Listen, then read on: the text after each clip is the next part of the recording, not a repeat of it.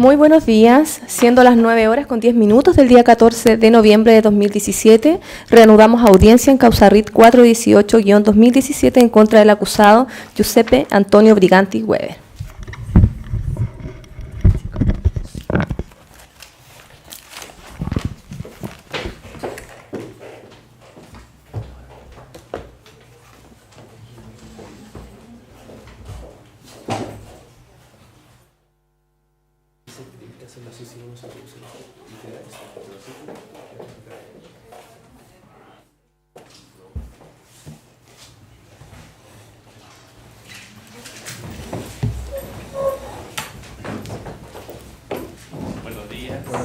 Acierto.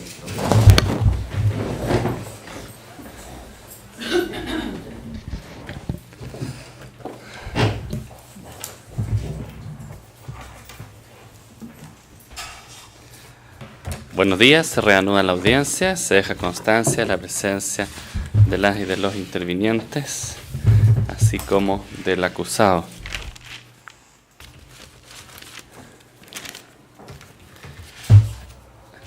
Tal como se anunció al finalizar la audiencia del día de ayer, se reanuda esta para los efectos de oír las respectivas réplicas, en el caso que hagan uso de las intervinientes, en relación a los dichos de los otros o de las contrapartes durante sus alegatos de clausura.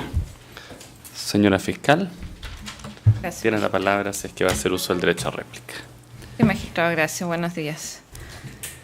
Voy a centrarme sobre algunos de los puntos que señaló la defensa ayer. Adelanto desde ya que son al menos 16 puntos, magistrados.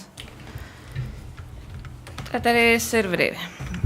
En una de sus primeras alegaciones, la defensa del señor Briganti el día de ayer señala que este es un caso que trajo o que llevó a confusión a policías expertos de la Brigada de Homicidio.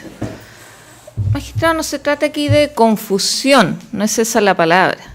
Se explicó durante el juicio y en el alegato de apertura que la primera impresión que dio para la investigación este caso era que se trataba de 2 disparos, porque habían 2 víctimas ubicadas en posiciones que no explicaban ni llevaban a pensar en primera instancia que fuera solo un impacto de bala el que las había matado.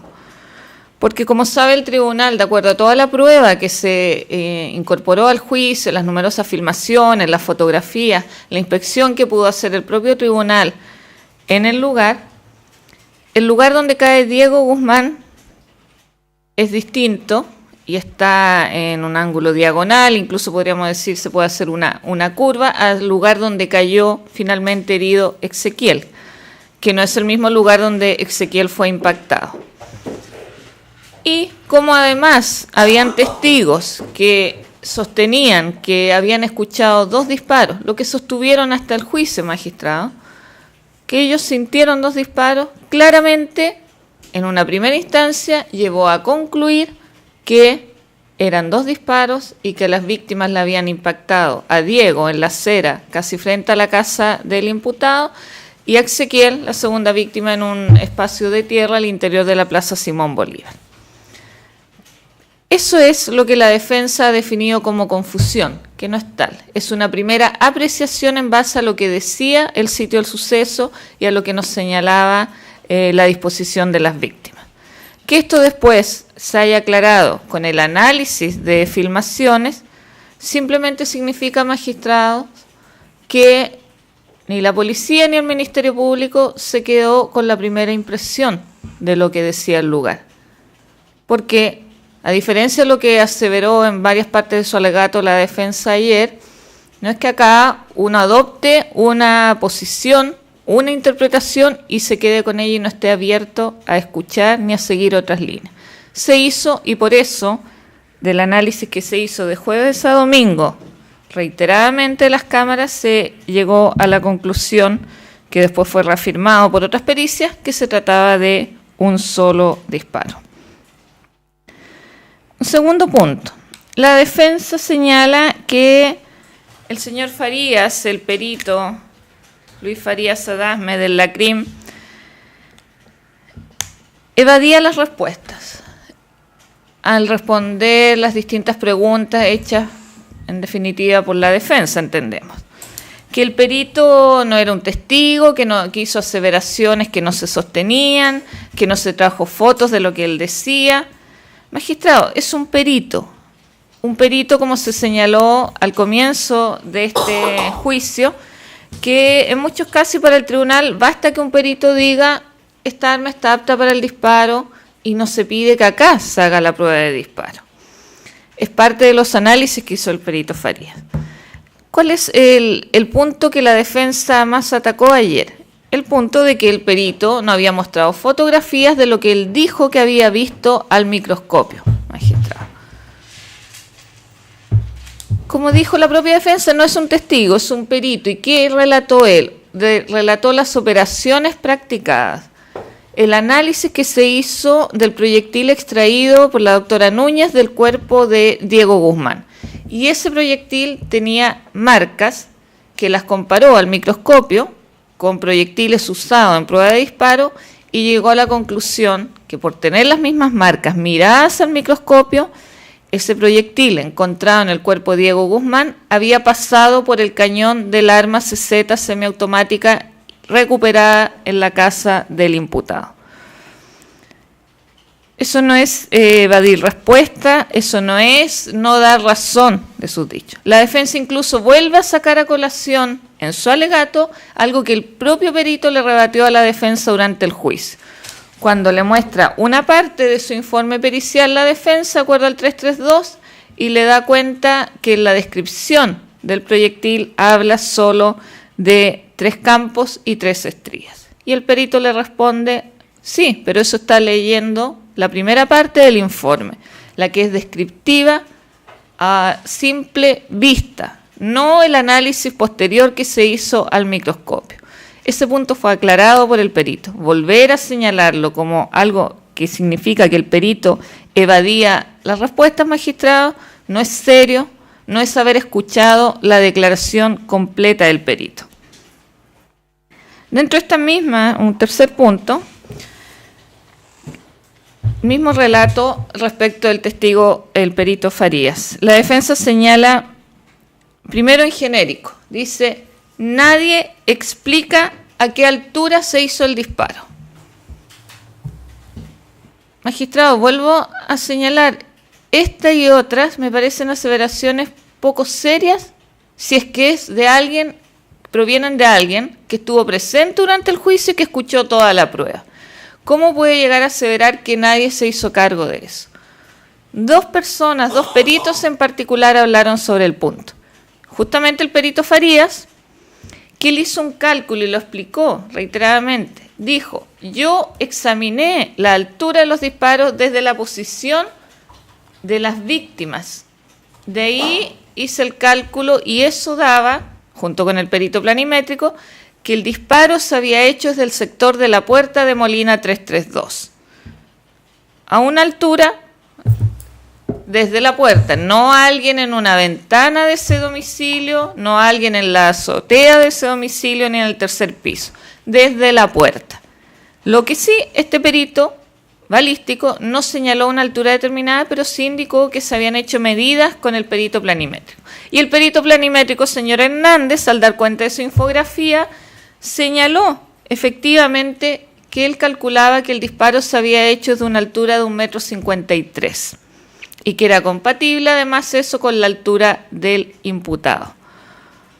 Por tanto, aseverar que nadie se hizo cargo de la altura desde donde se hizo el disparo no se ajusta a lo que se escuchó en juicio, magistrado. Acá hay un punto en todo caso. Se dio esa altura, el perito Farías señaló un rango, pero hay que considerar que las lesiones en las víctimas, las de entrada, las de salida en el cuerpo de Ezequiel y la de entrada en el cuerpo de Diego, se hicieron con talón desnudo, magistrado. Y ambas víctimas calzaban distintos elementos, zapatillas. Y todos sabemos que las zapatillas tienen al menos 1 centímetro en su suela, en la goma, en lo que tengan. Por tanto, estos son, sin perjuicio que se acreditó que esas alturas son compatibles con un disparo de 1,53 m, siempre está en un rango, magistrado, porque las víctimas calzaban ambos zapatillas.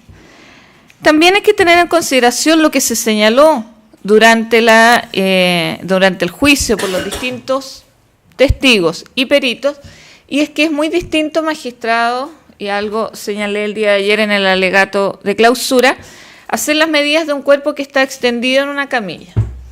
Es como si nos pusiéramos a pensar en alguien que recibe un disparo y al momento de recibirlo, magistrado, está totalmente erguido, en posición marcial o erguido con la espalda derecha.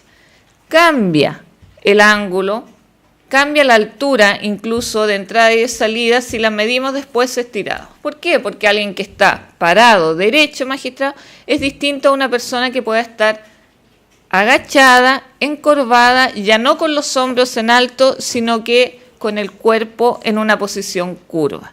Todos esos son elementos que de una u otra manera se señalaron durante la investigación, magistrado. Por tanto, la altura sí fue un tema, se señalaron durante el juicio y se dio los rangos aproximados. Respecto también del perito señor Farías, un cuarto punto, magistrado, en lo que haré presente, da cuenta la defensa que el perito no señaló o no se hizo cargo del impacto que tenía el proyectil extraído del cuerpo de Diego Guzmán, las señas que tenía este proyectil de haber impactado en algo duro y que eso efectivamente podría haber sido un rebote. Y el perito efectivamente se hizo cargo. Esta leve deformación, casi no visible al ojo, sino que más visible al microscopio, como lo analizó él, era compatible con haber penetrado en la vértebra del cuerpo de Diego Guzmán. Y es lo mismo que dijo la doctora Núñez. Así que no puede señalar la defensa que no se hizo cargo de esos elementos el perito. La defensa señala, en otro punto, magistrado, que insiste en definitiva en la teoría del rebote. Y señala que, como explicando en definitiva de por qué no trae a juicio una pericia que dé cuenta de aquello, por qué no logró con su contrainterrogatorio demostrar que había un rebote o poner en duda los dichos del perito señor Farías, dice que ¿para qué iba a pedir la diligencia si total ya la fiscalía y la policía tenía una teoría, no los podía sacar de ahí? Magistrado, ¿cuándo ha sido ese un motivo para no pedir una diligencia? ¿Cuándo la fiscalía puede oponerse por decir no es necesario, ya tengo mi propia idea basada en nada? Obviamente la defensa no lo pidió, ignoramos el motivo. Farías y el comisario Claudio Alarcón dieron cuenta de lo que se les informó. La defensa va a pedir una nueva pericia. ¿Qué más podemos necesitar? Y luego la información que se les dio, no, la defensa no pidió pericia. Está en su derecho, magistrado. Si no confiaba en el trabajo de la policía y de la fiscalía, pudo hacer su propia pericia y no la hizo. Y justificar y seguir sosteniendo que acá hubo un rebote basado en nada, basado en una apreciación propia de la defensa, también nos parece, magistrado, poco serio y que nos ajusta a lo que se dijo durante el juicio. Otro punto, un sexto punto de las alegaciones de la defensa. En relación también a la altura del disparo, da cuenta que no coinciden con la altura de su representado lo que se señaló por parte del perito, específicamente el señor Hernández, que dio cuenta de la infografía número 43. Y señala la defensa que no corresponden a las medidas de su representado. Nuevamente son solo dichos, magistrados, porque las medidas de su representado sí fueron incorporadas y fueron medidas por el perito señor Hernández. Y el perito, señor Hernández, en las láminas que mostraron, dio cuenta de la altura del imputado, 1,84 m, y la altura al hombro, 1,53 m. Y ayer la defensa hizo una aseveración que, bueno, entonces si medía eso, tendría que haber medido más de 2 metros. La verdad es inentendible, magistrado.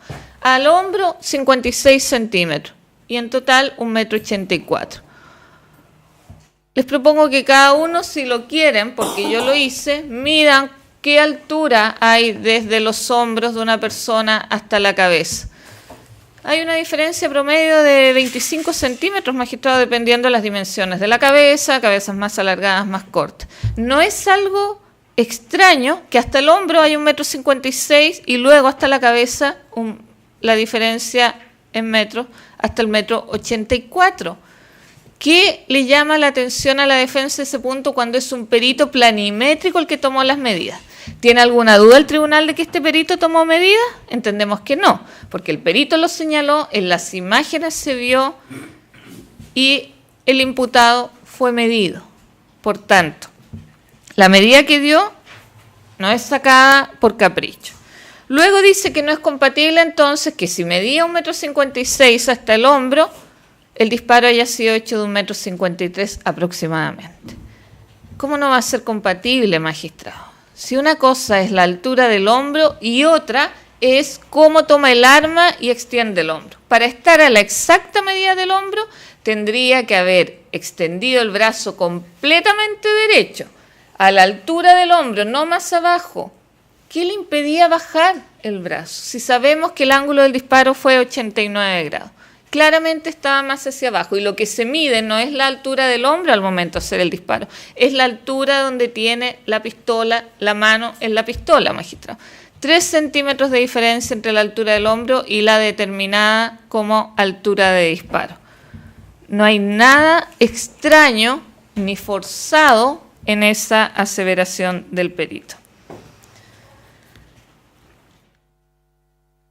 La defensa en esto, como séptimo punto, señaló que tendía a pensar que la altura del disparo medida por Hernández había sido eso que mencionó en algún momento, cuando se ve en el video la reconstitución de escena, que da cuenta de 1 metro, o dice 1,80 m. El perito, señor Hernández, descartó que esa fuera la altura del disparo y claramente no lo es. Si el imputado, al momento de estar haciéndose esa medición, estaba con la mano extendida en alto, no le estaba midiendo la cabeza. El propio perito, señor Farías, al ver esa misma imagen, señaló que el instrumento utilizado por el perito para medir no estaba apuntando hacia abajo, no se estaba midiendo altura en ese momento. Así que decir, tiendo a pensar que esa era la altura del disparo, tampoco se ajusta a lo que se señaló en el juicio. Otra de las aseveraciones de la defensa, magistrado, como octavo punto, es que primero señala, en relación a lo que ya había indicado, que la altura del disparo no estaba clara según la defensa, que tendía a pensar que era una altura de 1,80 m y no 1,53 m, y que se disparó de frente u oblicuo el imputado. Bueno, magistrado, al decir alguien dispara hacia el frente, no quiere con eso decir que el cuerpo, la mano puedan estar apuntando oblicuamente. Dispara hacia la gente que está al frente, que era mucha y que estaba en la plaza. Pero eso no descarta que la dirección de este disparo sea levemente oblicua, hacia la derecha desde la posición del tirador. Y la defensa une todo esto y hace una aseveración que llamó la atención, por lo menos de esta fiscal, magistrado. Y es decir, no, la verdad que sumando todo esto, la altura, la dirección, la bala no le pudo dar a las víctimas. Quizás la bala todavía está ahí, dijo la defensa. Esa aseveración o ese pensamiento me parece poco serio. No se basa en lo que se acreditó en juicio, magistrado.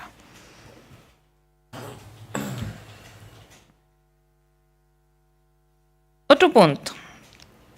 Siguiendo con estas aseveraciones de la defensa planteadas como elementos serios y objetivos para que el tribunal tenga en cuenta, señala la defensa que aquí, en la situación previa, hubo un acometimiento hacia el padre del imputado y hacia el propio imputado y hacia toda su familia que ellos debían, en definitiva, frenar. Que este acometimiento era de tal entidad que produjo temor. Y llegó a compararlo, magistrado, y solo me hago cargo, porque lo señaló en su alegato el defensor, con un caso en actual tramitación por la Fiscalía Local de Valparaíso, como es el incendio del 21 de mayo del año 2016, en que murió don Eduardo Lara Tapia, magistrado. Y compara el defensor. Dice, ya vemos lo que pasó ahí, ya sabemos cómo son estas personas en las protestas. Incendiaron, mataron a alguien. Magistrado, acá no puede sostener y hacer una comparación entre esos dos hechos. Y hablo solo, sin perjuicio que es una causa pendiente, porque fue una noticia que conmocionó no solo a la región, sino al país, por tanto es un hecho conocido. No daré detalles, sino lo que todos sabemos. Un grupo de manifestantes, o posterior a una manifestación, grupo de personas, en definitiva, encapuchadas, desvalijaron lugares de comercio, quemaron un local comercial, afectaron diferentes dependencias. Y con aceleradores, luego de sustraer en grupos diversos elementos, quemaron una dependencia donde resultó finalmente fallecido, lamentablemente, don Eduardo Lara Tapia. ¿Cómo comparar ese hecho, esa actitud agresiva y coordinada de un grupo de personas a la actitud que no solo escuchamos por los propios dichos de los testigos que estuvieron ahí ese día, sino por las filmaciones, magistrados, en que si bien estaban alrededor, porque no vamos a desconocer que había un grupo de personas alrededor, ¿quién era el más violento ahí, verbalmente? Y no solo verbalmente, sino que fue el que dio el primer golpe, el padre del imputado, que golpeó a don Ignacio Mardones, como él mismo lo reconoció. Y después seguía gritando, se sentía amedrentado por este grupo de estudiantes que casi, como señaló ayer una de las querellantes, doña Caterina Valdebenito, lo molestaban casi riéndose. Anda a la fiscalía, llama a los carabineros, saca número. Esa me van a decir que es la misma actitud violenta de personas que incendian un lugar, incluso después de que se dieron cuenta de las consecuencias de la acción del imputado, no fueron así de violentos. Sí, lanzaron algunas piedras, hasta ahí llegó. Que es totalmente entendible al ver la impotencia de que alguien dispara desde una casa. Y después, ¿qué hicieron? Llamaron a carabineros. ¿Cómo va a comparar los dos casos y decir que por eso hay que tener cuidado y por eso se explica la reacción violenta del padre del imputado y del imputado? No son elementos a comparar. La intensidad de la reacción o de la actitud de las personas que estaban ahí en la Plaza Simón Bolívar era muy distinta de la actitud y agresividad de las personas del 21 de mayo del 2016. Otro punto, magistrado. La defensa señala que aquí, a lo más, tal vez hubo dolo eventual respecto a una de las víctimas en la acción del imputado, que quizá pudo pensar, o que incluso esto podría ser culposo. ¿Cómo podría ser culposo, magistrado? ¿O cómo podría ser un dolo eventual ir a buscar un arma, tomarse el tiempo de ir a buscarla, bajar, apuntar y disparar? No se ajusta, magistrado, a esta conducta decir que eso fue o podría ser algo culposo, un delito culposo, un cuasi delito en definitiva. No me di cuenta que disparé al frente y que había gente. No vi a la gente. Disparé sin pensar que hubiera gente al frente. No, eso no es sostenible. o estaba disparando hacia arriba y algo me empujó el brazo y disparé al frente donde estaban las víctimas. No, magistrado. El imputado estaba consciente de lo que estaba haciendo, hacia dónde estaba disparando y cuáles eran las consecuencias de ese disparo. Y ese disparo, uniéndolo con otro punto, magistrado, de lo que señaló la defensa, lo destaca y como algo totalmente inusual, y que hasta los policías lo destacaron como inusual. ¿Qué se destacó como inusual en el juicio? Es el hecho que luego de salir la bala del cuerpo de Ezequiel Borbarán Salinas, había otra persona tras él que recibió el mismo impacto, el mismo proyectil, que era don Diego Guzmán Farías. Es lo único inusual, pero tampoco único, como señaló el subcomisario Danilo González. También él ha presenciado en su larga vida de funcionario de la Brigada de Homicidios otros casos en que hay impacto a más de una persona. Quizás no como lo dijo él con las consecuencias nefastas que tuvo en este caso, que ambas personas fallecieron, pero sí un impacto a varias personas.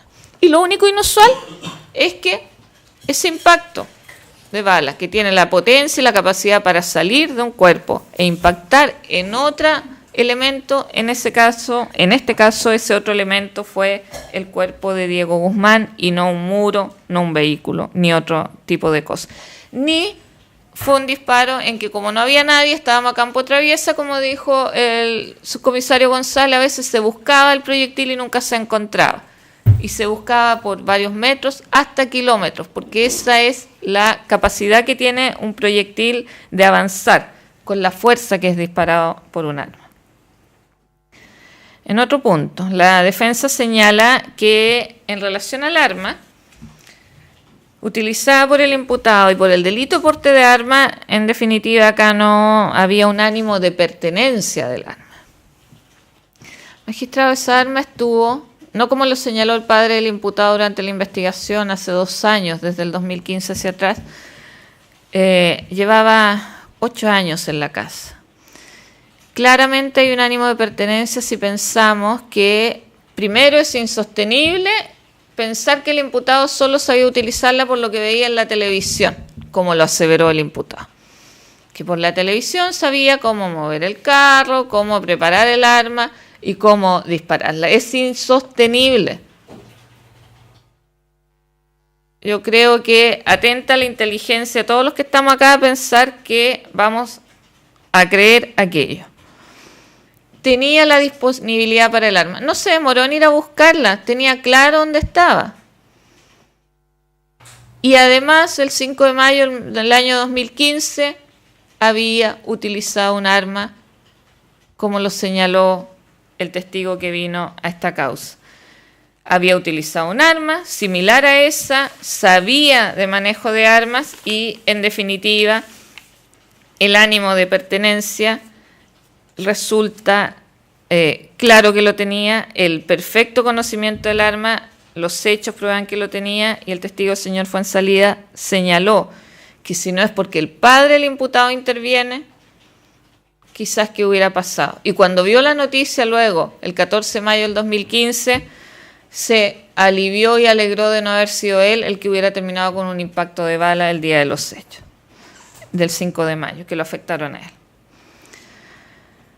En otro punto, la defensa señala que acá no se puede desconocer, dice la defensa, y que no es sostenible lo que dice la Fiscalía, o poner en duda que hubo colaboración sustancial por parte del imputado en esta investigación y al esclarecimiento de los hechos. Sin perjuicio que esta es una alegación que corresponde más a una audiencia del artículo 343, magistrado, pero ya que la defensa se hizo cargo en su alegato, o la señaló en su alegato, me haré cargo ahora. Es verdad que el imputado, estando detenido en flagrancia, magistrado, no es que se fue a entregar, fue detenido por el capitán Gaete. Ya vimos incluso cómo fue detenido.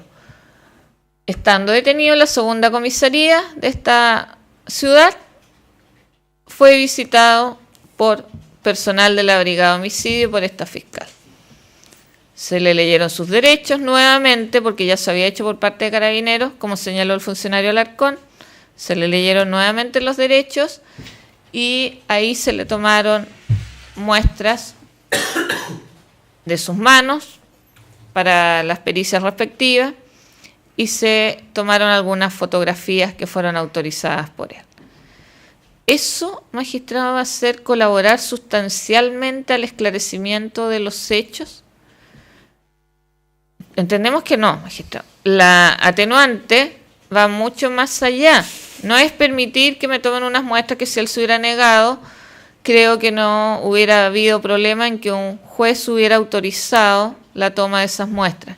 Que como había pasado el rato y como dijo el propio capitán Gaete, ya se había preocupado de limpiarse las manos, de frotarlas contra elementos, por seguramente no manejo que tenía de las armas, no sabía lo que estaba haciendo, se había preocupado de que no hubiera mayor evidencia a esa altura, daba lo mismo. Pero ya, lo hizo, pero aceptó. No tuvimos que llamar a un juez para que autorizara esa prueba o esa toma de muestra.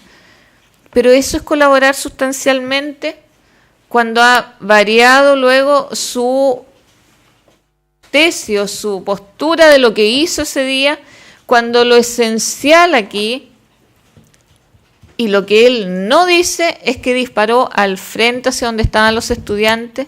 Insiste siempre en que disparó al cielo, al aire, ya sea dentro de la casa o fuera de la casa, pero siempre al aire.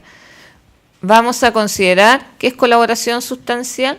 No, magistrado, porque si el tribunal, como creemos que lo va a hacer, condena por los homicidios, claramente la versión del imputado no es la aceptada por el tribunal, porque no es la que la prueba demuestra. Lo único que busca el imputado es tratar, como lo ha señalado su defensa, de que o lo absuelvan o sea condenado por un delito culposo. Y eso busca con esta declaración diciendo que disparó al aire.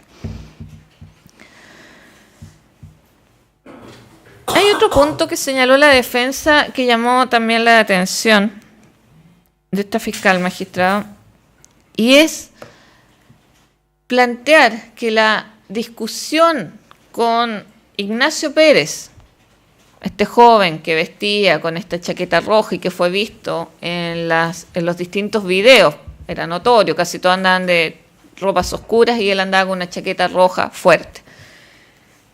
La defensa señaló, bueno, él era un dirigente del Partido Comunista. Y dando pie a pensar, bueno, ¿y qué tiene? Pero lo destacó como que él estaba ahí encargado de un grupo de personas.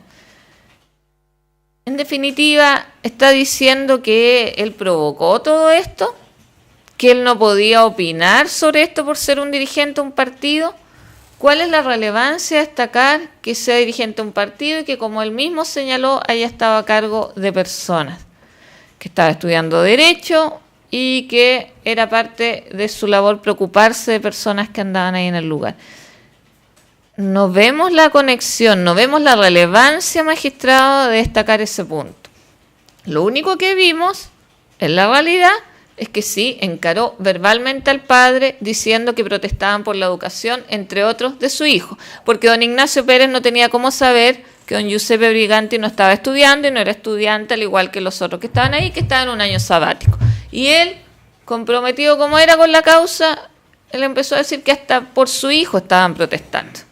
Que a don José no le interesara ese tema, no era un asunto que pudiera conocer don Ignacio Pérez. Y él no hizo nada violento. Hablar en este contexto, hablar con un tono alto para que lo escucharan, ¿es algo violento? No.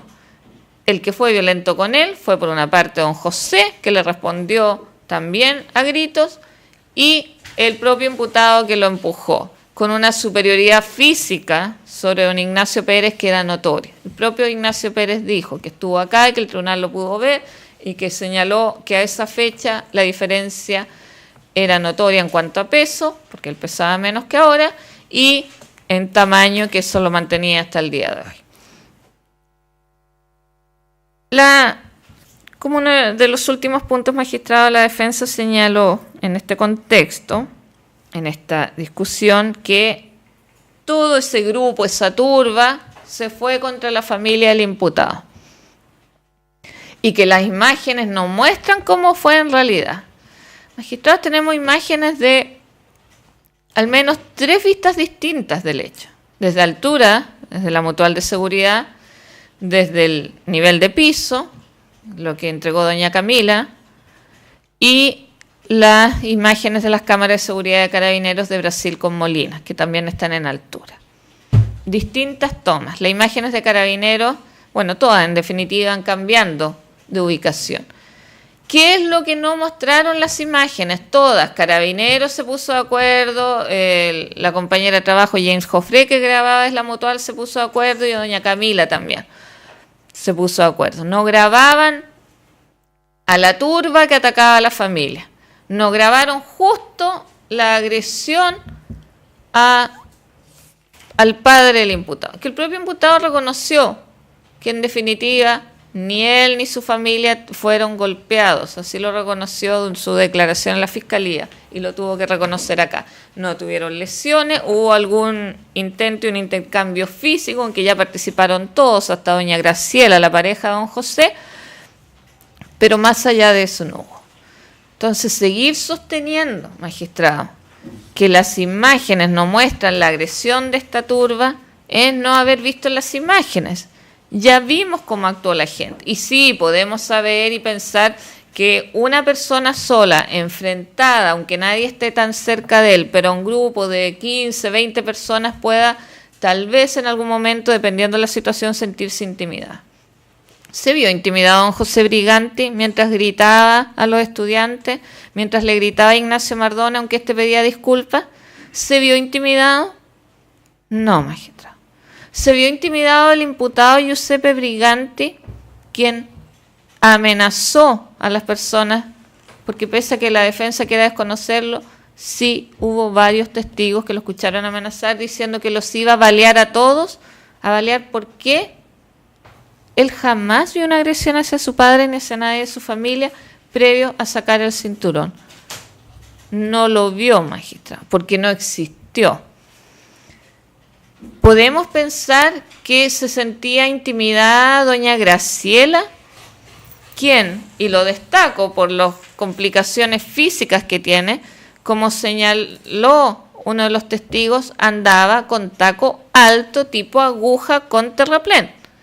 No es fácil correr en esas condiciones, magistrado. Y estaba tan en peligro esta familia que, como se vio en las imágenes, especialmente las que mostraban otros medios 27, fue la última en dirigirse a la casa, luego incluso de este intercambio de golpes que hubo entre ella y unos manifestantes, junto a otras personas, entre medio del trabajador que estaba ese día en la casa de don José.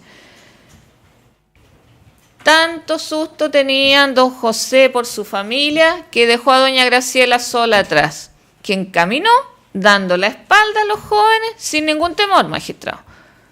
Tanto temor tenía don Giuseppe por su familia que tampoco se preocupó de doña Graciela, que venía caminando sola atrás. Dice la defensa, pero este pobre hijo menor, Bruno, también estaba tan atemorizado y asustado.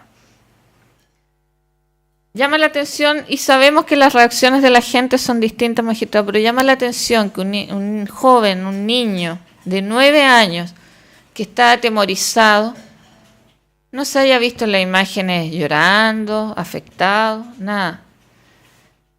Y yo estimo que es porque no estaba atemorizado justamente, si nadie de su familia lo estaba. Y este niño de 9 años, ¿qué hace? En una situación así, uno se imagina que un niño de 9 años se pone a llorar o corre a esconderse dentro de la casa o se pega a las piernas de su padre. ¿Qué hizo? Empieza a pasar baldosas para que se las tiren a los manifestantes o a las personas que discutían. Magistrado, no se puede sostener que Bruno, que Graciela, que don José o que don Giuseppe estuvieran aterrados o atemorizados por lo que ahí estaba pasando. No se ajusta a la realidad. Y con esto me hago cargo de un último punto que señaló la defensa. Señaló que en definitiva aquí podría tratarse de legítima defensa incompleta. Porque a diferencia de lo que sostuvo en el alegato de apertura, ya no es la eximente legítima defensa, pese a que acá no hubo nada nuevo a lo que había en la investigación. Legítima defensa incompleta, de parientes en este caso, porque sería el imputado quien defendía a su padre, don José, de estos golpes y patadas inexistentes. ¿Qué elementos necesitamos para esa legítima defensa? Como atenuante ya, no como eximente. Primero, claramente una agresión ilegítima. Está defendiendo, suponemos, a su padre de una agresión ilegítima. ¿Cuál es la agresión ilegítima? Decirle que don Ignacio le está pidiendo disculpas a don Ignacio Mardones. La agresión ilegítima es que don Ignacio Pérez le diga que están protestando por la educación de todos, incluyendo la de su hijo. O cuando los jóvenes le gritaban, anda a sacar número a la fiscalía por los daños. ¿Cuál de esas es la agresión ilegítima? Porque no hay otra agresión, magistrado, más que palabras. Palabras que ni siquiera tienen ese carácter de agresión. Nadie le estaba diciendo, te vamos a matar, te vamos a golpear. Nadie. No hay agresión ilegítima, el primer elemento de la legítima defensa. Ya, y es un elemento base, magistrado, en todos los casos, incluso cuando la ley establece presunciones o facilidad en esta legítima defensa y que no se necesita acreditar, lo que sí siempre debe estar presente es la agresión ilegítima. De eso nacen todas las demás. En este caso, luego de la agresión ilegítima, tenemos claramente la necesidad racional del medio empleado para impedirla o repelerla. Se hace difícil el ejercicio porque como no hay agresión ilegítima, ante una agresión inexistente, magistrado, ¿cuál es el medio racional para impedirla o repelerla? No hay medio racional porque no hay agresión. Pero ya, supongamos que vio algún golpe, imaginemos, un golpe de puño ahora sí, un golpe en la espalda, un golpe con una botella, que fue don José el primero en lanzarla, como él mismo reconoció, y que después se la lanzaron de vuelta, una botella plástica, porque se vio una botella en el suelo que si hubiera sido de vidrio, claramente se quiebra. Una botella plástica. Ya, de un objeto, de una botella plástica o de un golpe de puño que no se vio por ninguna parte, me voy a defender y voy a disparar a la gente. Claramente no es necesidad, no es proporcional, no es racional defenderse de algo así en el contexto en que ya vimos que estaba. No era una turba atacando a la familia. Eran gente gritando, hasta riéndose por lo que hacían. Y otros diciendo paren, paren. Ese es el contexto, magistrado, no otro. Entonces, en ese contexto, claramente no estamos en presencia de un medio racional. Y otro requisito, sin perjuicio que no están los primeros dos, habla el 10 número 5, en caso de haber precedido provocación por parte del acometido, no tuviere participación en ella el defensor. ¿Hubo provocación del acometido? Si es que el acometido es el padre, magistrado. Claro que la hubo.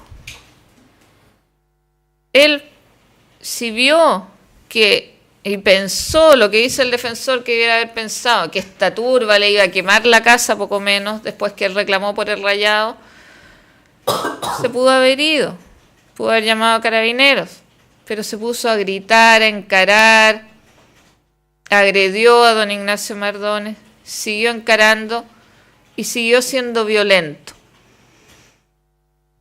Y luego Giuseppe Briganti vuelve y llega y hace lo mismo. encara, empuja a Ignacio Pérez, se saca la correa y todos vimos que luego de sacarse la correa, ahí fue el momento, previo a los hechos, en que provocó de tal manera que ya estos gritos, estas risas, esto anda a sacar números, ya se transformaron en acercarse, pero ni siquiera lo lograron agredir porque estaba con este cinturón dando golpe a quien se acercara. Obviamente, si uno ve que alguien está con un cinturón moviéndolo como lo movía él, no se acerca nadie más. Por tanto, tampoco se da este tercer elemento, magistrado. Así que aquí no estamos ni siquiera, como ya la defensa ha ido retrocediendo en su petición, no estamos en la eximente, por cierto, ni estamos en la minorante, porque no se da la mayor cantidad de los requisitos y no se da el base, que es la agresión ilegítima. Por eso, magistrados, en definitiva, de todo lo que dijo la defensa y de las aseveraciones que hizo, la verdad no me quedó tan claro qué pidió, en definitiva, porque a lo largo de su alegato fue hablando de lo eventual, de culpa, de absolución, de que quizá el disparo del don Giuseppe Briganti no dio a las víctimas y todavía está en un árbol de la plaza, por tanto iba a ser absuelto. Pero a todo lo que pidió la defensa, ya sea absolución, ya sea considerar delito culposo, ya sea considerar un solo homicidio con dolo eventual, magistrado, solicito que el tribunal deseche todas esas aseveraciones porque no tienen sustento en la prueba que se rindió en el juicio. E insisto en la condena por los 2 delitos de homicidio en perjuicio de Ezequiel Borbarán Salinas y Diego Guzmán Farías, por el delito de microtráfico y por el delito de porte y tenencia de arma de fuego, arma que manipulaba, también magistrado, que le permitió disparar sin problema en esta situación supuestamente de temor y conmoción y solo con lo que según él había aprendido en las películas. No, magistrado, el porte y tenencia de arma de fuego, en este caso, claramente es lo que permitió que él matara a Diego y a Ezequiel, y es por ello que se insiste en el veredicto condenatorio.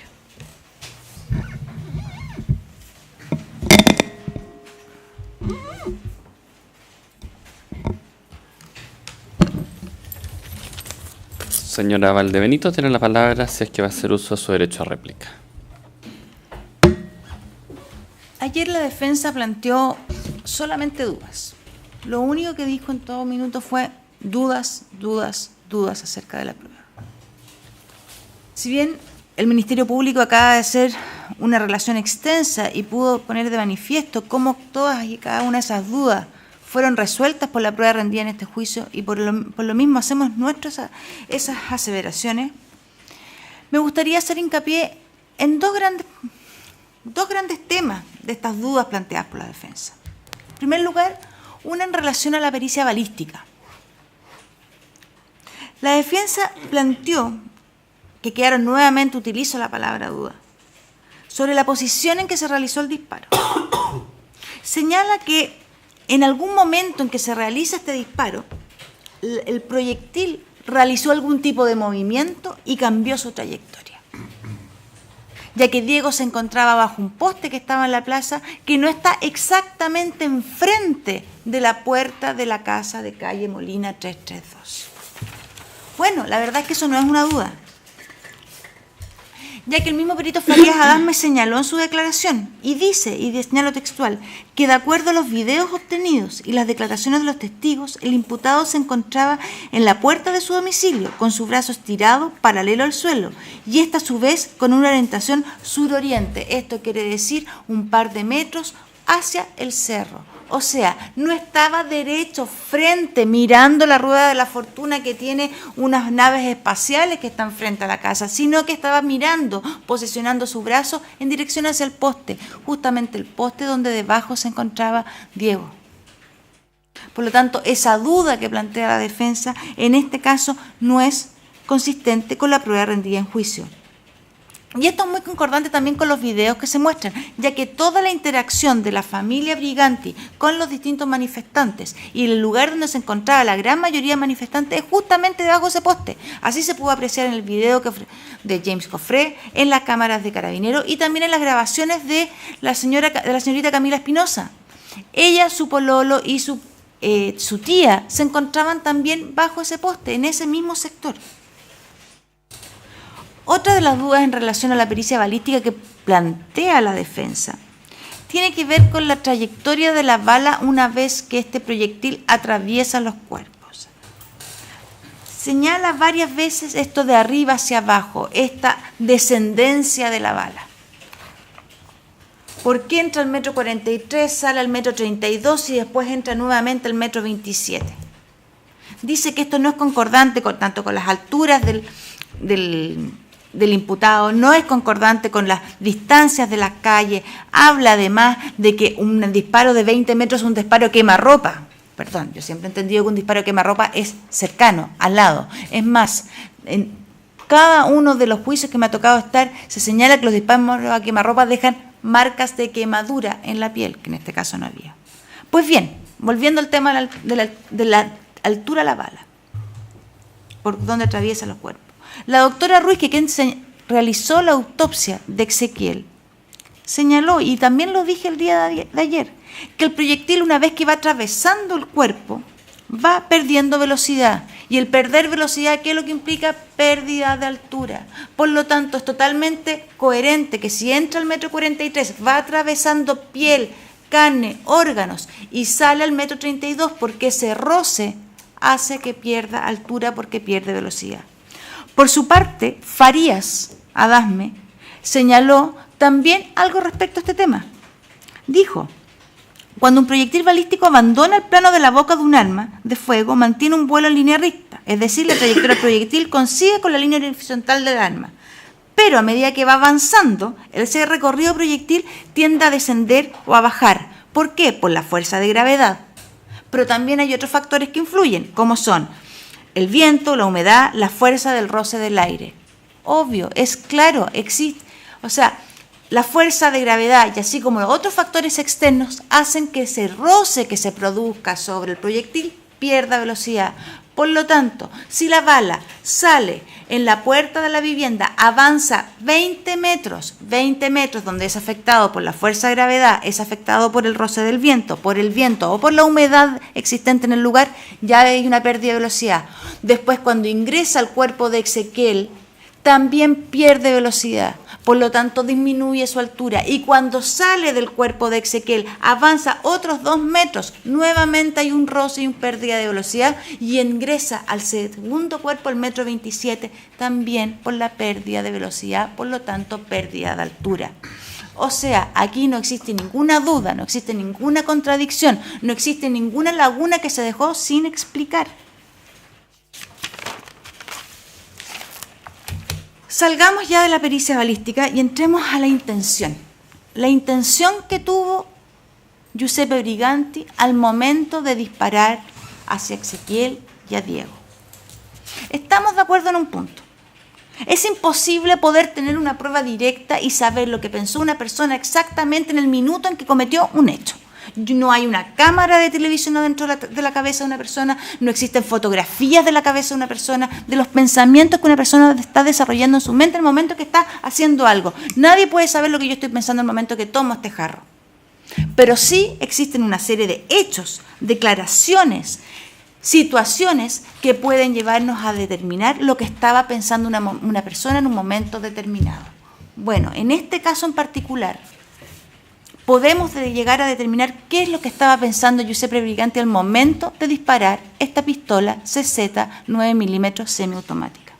En primer lugar, el día de los hechos, antes de producirse los disparos, tenemos declaraciones como Arriaza, Camila Espinosa, Martín González, personas que no se conocían entre ellas y que las 3 personas señalan que escucharon decir al imputado las mismas palabras, o sea, los voy a matar a todos. Por lo tanto, ¿cuál era la intención de Giuseppe Briganti? Matar a los manifestantes. Después, subir a buscar el arma. O sea, estamos hablando que Giuseppe Briganti se encontraba en la vereda opuesta de su casa, a 20 metros de su casa, Desde ahí saca su cinturón y se devuelve a su casa, sube las escaleras, va a la pieza de su padre, como él mismo señaló, busca en un closet, saca un arma, sale por el pasillo de su casa, baja la escalera, se posiciona en la puerta y dispara. O sea, claramente la intención ahí era disparar. No puedo entender otra intención distinta de acuerdo a esos hechos.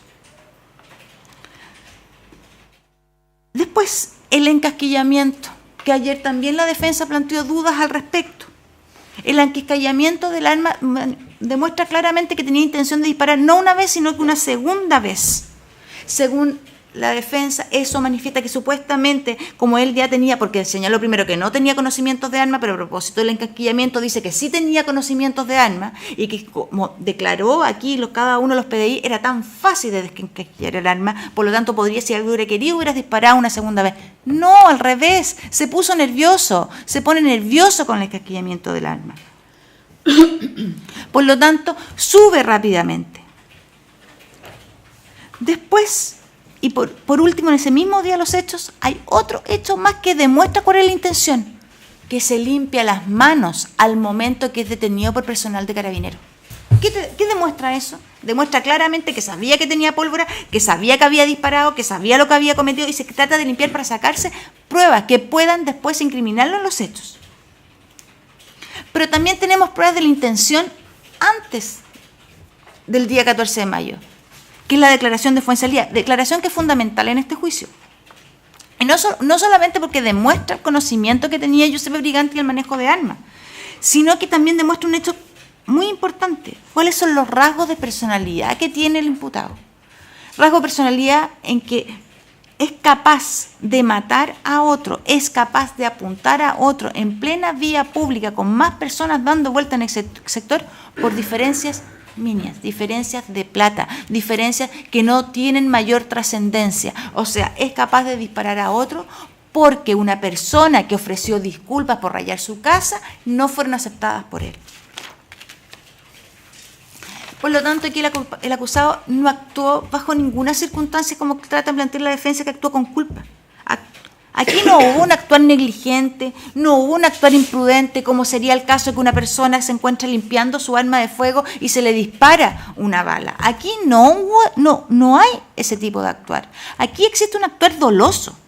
Aquí había una intención de matar claramente. Ahí podemos señalar, claro, quizás no quería matar ni a Ezequiel ni a Diego porque no los conocía, quería matar a alguien que se encontraba en ese grupo de personas. Da lo mismo, podría haber sido Camila Espinosa, podría haber sido Marcelo Lea, podría haber sido Ignacio Pérez, podría haber sido cualquiera. Él quería matar, tenía intención de matar. Finalmente, y como ya lo señaló la señora fiscal, me gustaría hacer énfasis en una de las últimas cosas que señaló la defensa. Como Intendencia Regional, y yo personalmente soy parte de la causa 21 de mayo, yo encuentro que es una falta de respeto decir que esta causa, lo que estamos conociendo ahora, es semejante o se podrían haber llegado a similares consecuencias como lo que pasó el 21 de mayo. Es una falta de respeto tanto para las familias de las víctimas de esta causa como para las familias de las víctimas de Eduardo Lara. Son hechos total y completamente distintos, son situaciones total y completamente distintas, son personas, son sucesos, son todos diametralmente opuestos.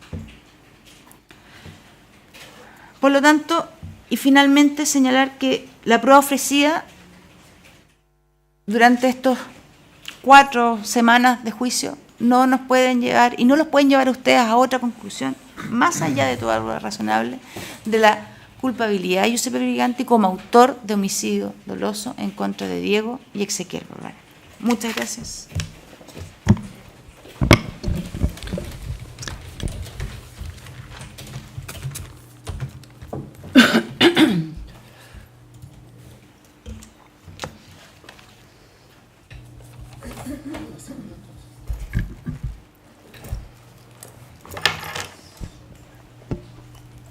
Señora Calvo.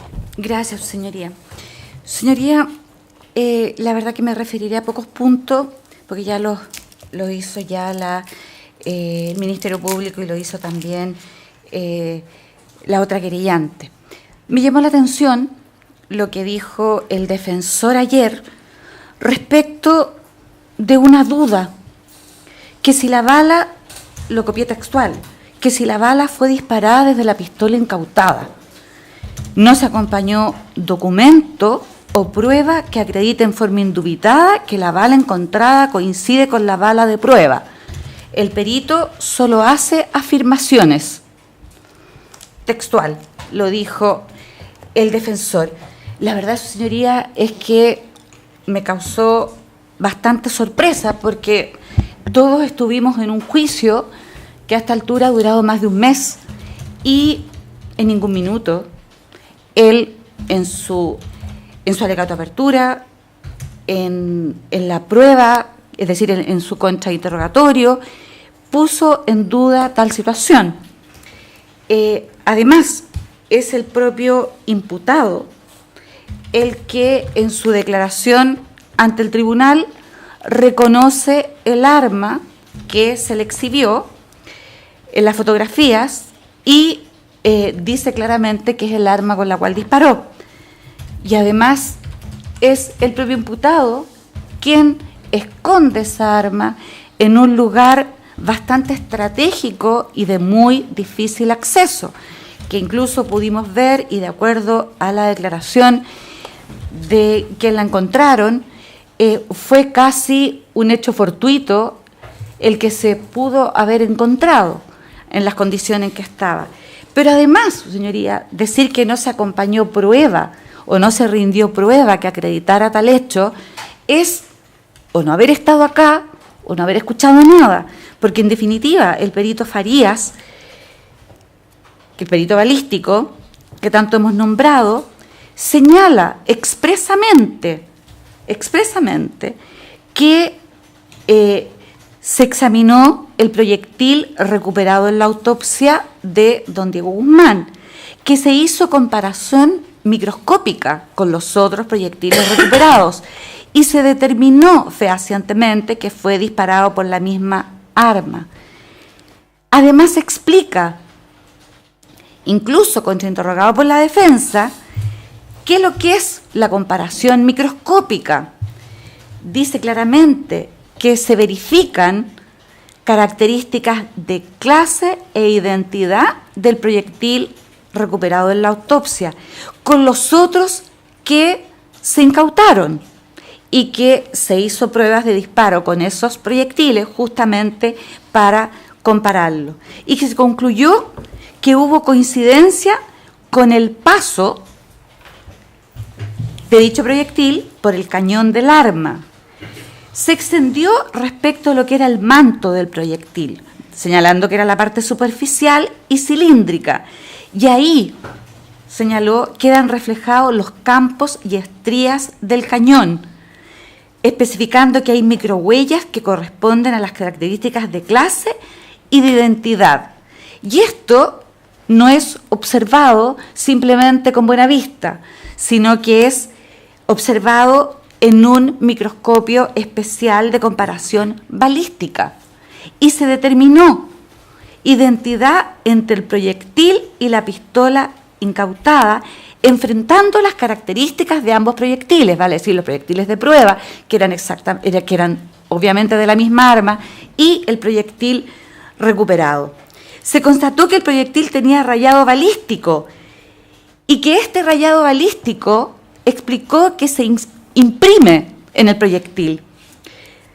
Nos explicó también que todo cañón de arma estriado tiene surcos, que son las estrías y los campos, y que estos son sobre relieve, que se reproducen en negativo y en el proyectil.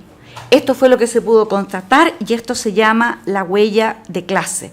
Después nos habló de la huella de identidad, que son las microhuellas que están presentes en las superficies de campo y estría, y también se pudo comprobar que coincidían.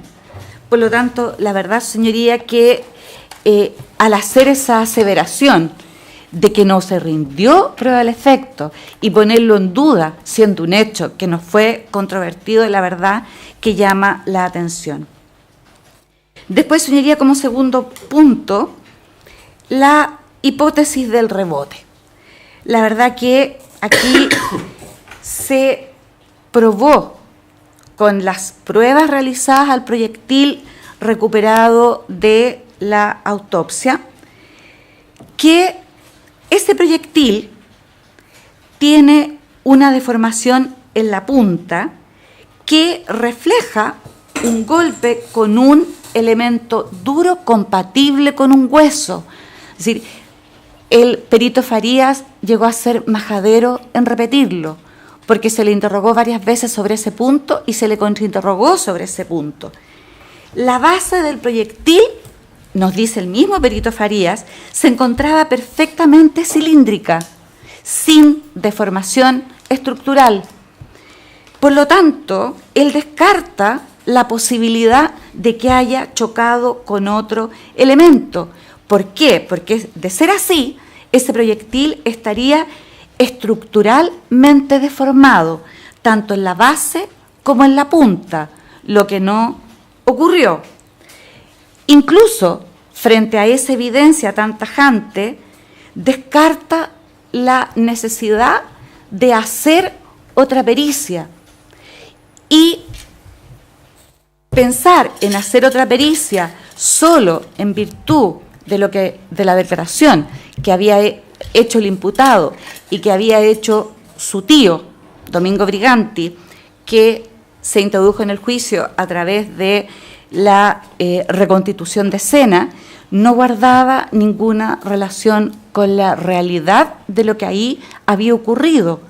Y eso se descartó, y lo explicó claramente por qué se descartó. Una, porque habría chocado contra el dintel de la puerta, respecto a la declaración del imputado. Y dos, respecto a la declaración de este testigo que estaba en la reconstitución de escena, habríamos encontrado la bala es decir, el disparo, perdón, habría llegado hasta el techo de la escuela Grecia. Y esto coincide con la misma conducta de la defensa. Llama la atención porque ese testigo, que era un testigo de la defensa, no concurrió a declarar para haber dado absolutamente razón de sus dichos y porque había dado esa versión en la reconstitución de escena. No se presentó. La defensa lo liberó. Pero además, esta aseveración que hace el testigo Farías coincide además con la prueba científica y es lo que dice la perito Mónica Núñez, que hizo la autopsia de Diego. Señala que se encuentra este proyectil en la vértebra número 12, vértebra torácica número 12. Nos dice incluso que fue complejo y difícil sacar el proyectil, justamente para no dañarlo y no darle una transformación o una modificación, si lo podríamos decir así, que no es la propia del disparo o no es la propia de haberse alojado en el hueso. Y dice que tuvo que seccionar la columna, sacar el pedazo donde está la vértebra número 12, extraer el proyectil para no destruir la evidencia y después volver a colocar este segmento. Lo explica claramente. Nos explica también cuáles son las características de ese hueso, siendo un hueso esponjoso y menos denso, que hace más fácil que se impacte y quede dentro de él mismo. Reconoce absolutamente, al exhibírselo por el Ministerio Público, el proyectil y ve claramente que está parcialmente deformado solo en la punta. Pero además se agrega a eso que se encontró material genético en la punta de ese proyectil. Material genético que fue analizado, que fue periciado y que la conclusión fue que correspondía a Diego Guzmán. Después, su señoría, respecto de lo que dijo el defensor, que la verdad que no me quedó claro porque habló de dolo directo, habló de dolo eventual y habló de delito culposo. No sé si el dolo eventual con el delito culposo los asimila, los hace sinónimos, francamente no lo sé. Pero esta parte, igual con el Ministerio Público y los otros querellantes, tenemos claro que aquí hubo un dolo directo. Se acreditó que en toda la secuela del juicio que el acusado actuó con una intención homicida. Fue a buscar un arma que sabía exactamente que era un arma de verdad, con la capacidad que tenía esa arma, porque la conocía en su casa desde el año 2008 y además ya la había utilizado anteriormente para amedrentar, ya como lo dijo el testigo que fue víctima de esas amenazas en su minuto. Él persigue la acción, la realización de la conducta descrita en el tipo penal. Y también tiene claro el resultado previsto. Si disparo un arma, obviamente no puedo pretender, apuntando a la gente, no puedo pretender que esa arma, que no va a pasar nada. Evidentemente que sí. Ahora, esta parte descarta absolutamente que estemos ante un cuasidelito o un delito culposo. Es decir, podemos decir en forma tan liviana que aquí solo hubo negligencia e imprudencia. Es decir, ir a buscar un arma, disparar un arma contra una cantidad de gente que está a menos de 20 metros. Es imprudente y negligente. La verdad que creo que sería como muy liviano calificarlo así. Estamos claramente que es intencional. Un arma apuntando busca un resultado. No es apuntando y disparando, es decir, no es una imprudencia o una negligencia. Y eso, unido a la conducta posterior,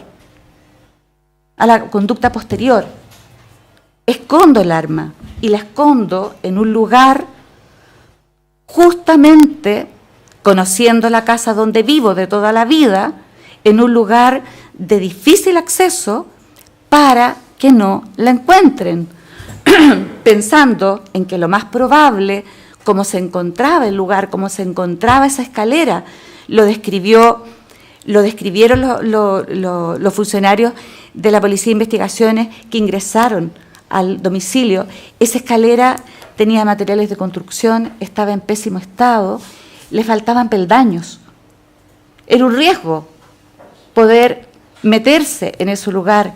Ese lugar se encontró en forma prácticamente accidental, porque un funcionario vio que había un hoyo en la muralla y se dio cuenta que esa muralla podía ser hueca, y después, agudizando la vista, se encontró con esta especie de puerta que al abrirla y empezar a mover materiales adentro, se dieron cuenta que estaba la pistola. No, como dijo el imputado, que la pistola la había dejado en ese lugar a la vista. Las fotografías fueron elocuentes. Después, su señoría, respecto a lo que dijo la defensa, de que aquí se daría la atenuante del 11 número 9. La norma es clara, se requiere una colaboración, pero es una colaboración con apellido, colaboración sustancial. Y aquí la verdad que no se da esa colaboración sustancial. Se da una colaboración, pero una colaboración en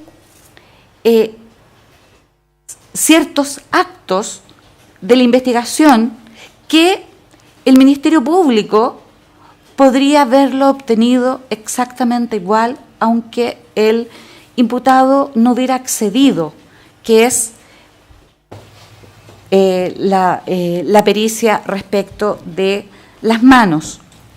Pero ¿qué era lo crucial acá? Que él hubiera cooperado. Lo crucial hubiera sido que hubiera dicho dónde estaba el arma. Y vuelvo a insistir respecto de lo que dije en mi alegato de clausura. Es decir, si fuera cierto o si tuviera algún asidero lo que el imputado dijo respecto a que se equivocó de arma, la lógica nos dice que hubiera entregado el arma inmediatamente, diciendo: este es el arma con la que yo disparé, me equivoqué, y esta es el arma que yo pensé que había sacado.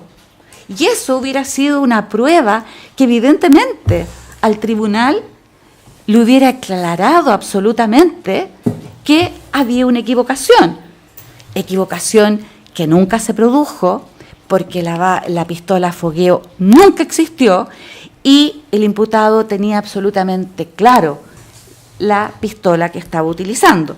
Por lo tanto, desde ese punto de vista, esta parte estima, señoría, que no hubo una colaboración sustancial. Más aún, las declaraciones que él dio, más que a cooperar, a colaborar sustancialmente con el esclarecimiento de los hechos, confundieron, porque en definitiva da posiciones distintas, da ángulos de disparo distintos, y si hacemos el ejercicio que el imputado no declara, podríamos decir que no habríamos podido probar o acreditar el Ministerio Público cuál es el hecho cometido y cuál fue su participación. Había una prueba de tal magnitud que lo ha podido ver el Ministerio Público, que lo ha podido ver el tribunal durante todo este mes que hemos estado en juicio, que sin la declaración del imputado igualmente se hubiera llegado exactamente a lo mismo. Por lo tanto, no podemos hablar de cooperación, de colaboración sustancial. Y por último, señoría, lo que dice la defensa respecto a que se estaría dando como atenuante la del artículo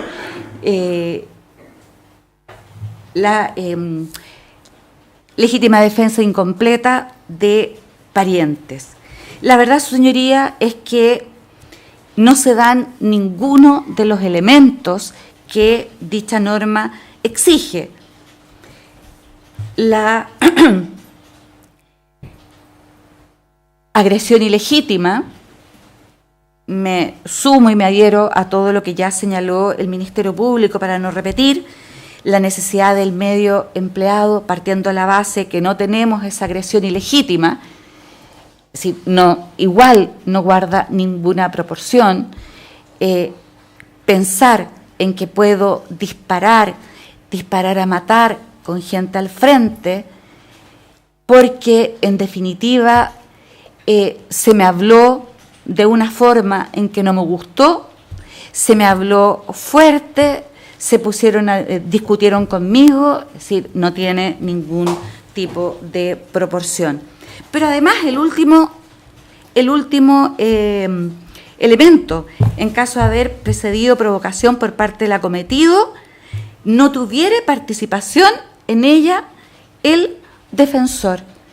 Es decir, no se dan ninguna de las anteriores, pero si así lo sostuviera la defensa respecto de la agresión ilegítima, no tuviera participación en ella el defensor, vale decir, aquí principalmente, y lo vimos, la provocación y la agresión provienen, cuando es ya de hecho, con golpes, provienen del acusado.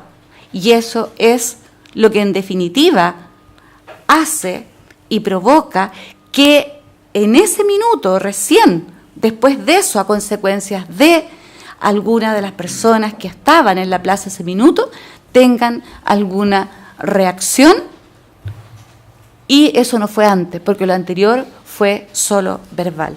Por lo tanto, su señoría, en razón de todo lo anterior, esta parte cree que se ha acreditado más allá de toda duda razonable los hechos de la acusación y, en definitiva, vuelve a reiterar la solicitud de condena.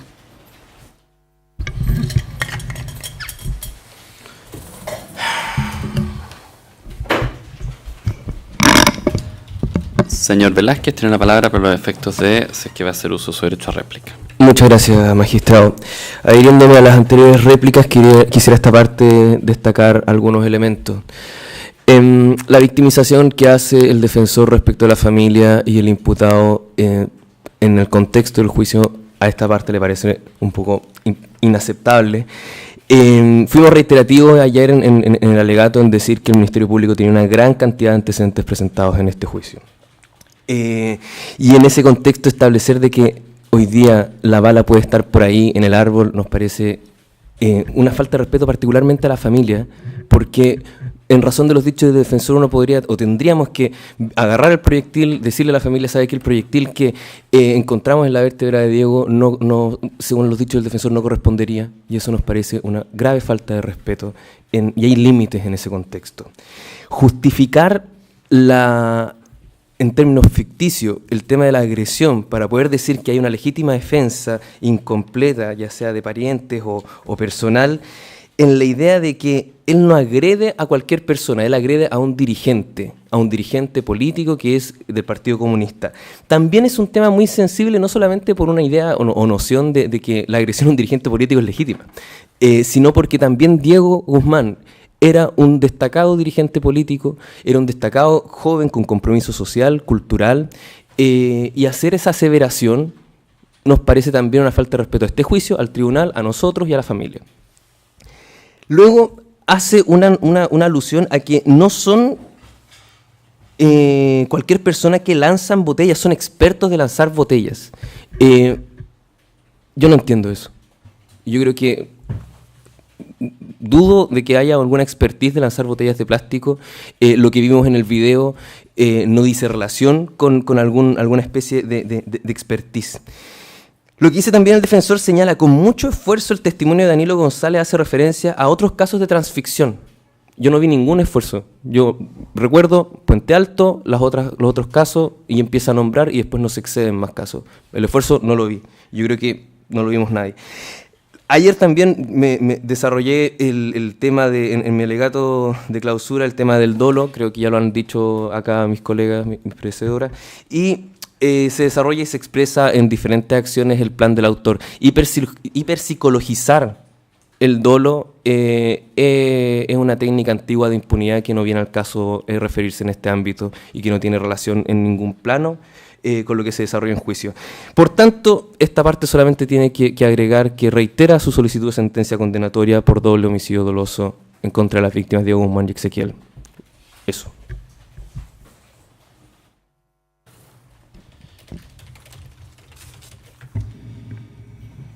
En atención a la extensión de las réplicas y de los puntos que se hicieron cargo, se va a dar un tiempo para los efectos que la defensa prepare su réplica, por lo tanto se va a hacer un receso de cercano a 30 minutos, ya, para que la defensa tenga tiempo para preparar su réplica.